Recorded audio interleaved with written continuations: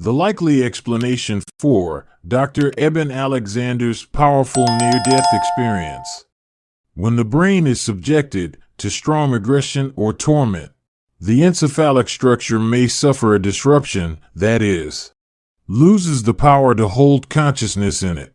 The vital tethers of the brain become disorganized. The imminence of death or immediate cerebral injury seems to be able to break temporarily the brain forces of connection between consciousness and the body.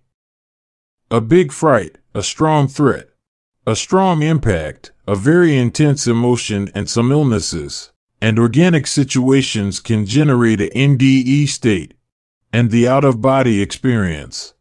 Consciousness separates from the body, but remains attached to it through a type of extra-physical thread called the thread of life. Some people who have the power to leave the body report seeing a silver thread that comes out of the forehead in a part above the eyes, between the eyebrows.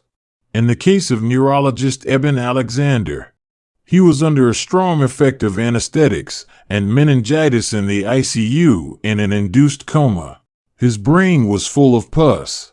In addition to the characteristic violence of this disease on the brain, there was the effect of potent analgesics, so this can lead to disorientation, causing the consciousness to detach itself from the body, without bringing with it memory information and personal memories.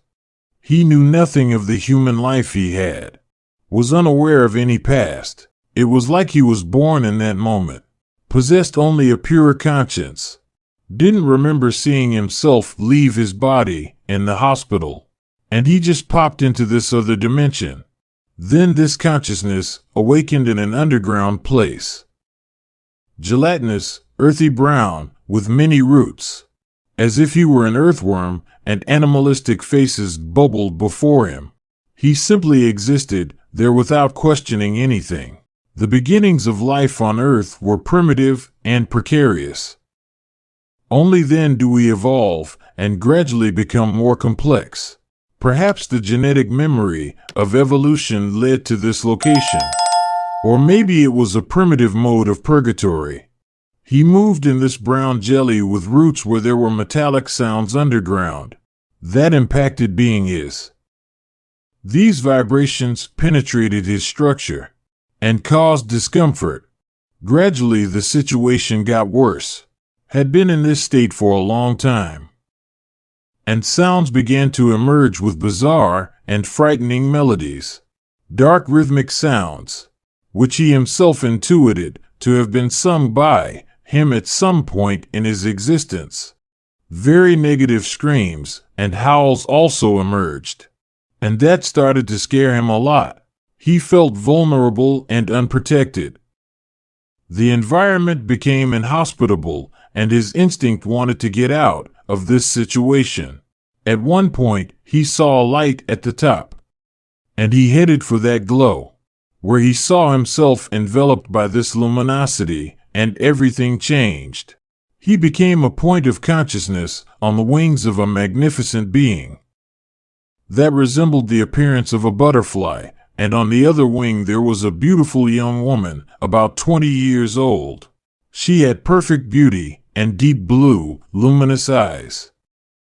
With a transcendent loveliness, she radiated peace, love, and welcome. She was strongly attached to him. It was boundless love and caregiving. It seemed to radiate the following message: "You are fully accepted into this realm of love, and we will be together for eternity." Everything vibrated with an extreme depth of love, and it flooded through him. He felt immersed and mixed in full loving and security. He vibrated in the same vibration as that wonderful dimension. He was in a valley of indescribable beauty, with people in a total state of happiness and peace. The plants released a beautiful light of colors that did not exist in the material world in which we live. The water in the river was crystalline in a hue beyond description. So, he spent a long time in this attunement, and then he was transferred to another dimension, even deeper, which he defined with the name of nucleus. where all was love and peace, even deeper, however, without landscapes or vision. There were indescribable sensations in core. At a certain point, he was involuntarily transferring himself between these three dimensions, returning to the worm state. However, without being scared anymore, because he had already been in superior planes that had filled him with peace. There came a time when he was no longer allowed to leave the worm position. As he said, "Heaven's gates were closed to me." Then he saw 6 faces bubbling in the mud, and one of the faces was his youngest son. He didn't recognize the face, but he felt it was familiar. The child was praying for the father to get better. The doctors understood that Eben Alexander was going to die, and they spoke with the family. They were going to suspend the medication and turn off the devices. Everything would depend on his organic reaction. Doctors were amazed at his quick recovery. Finally, at a certain point, he woke up in the hospital bed and recovered from the illness. This is the account of the near-death experience of neurologist Eben Alexander, a former professor at Harvard University. If you liked the video and want to subscribe to the channel, it would be greatly appreciated. And if you click like on the video, I thank you.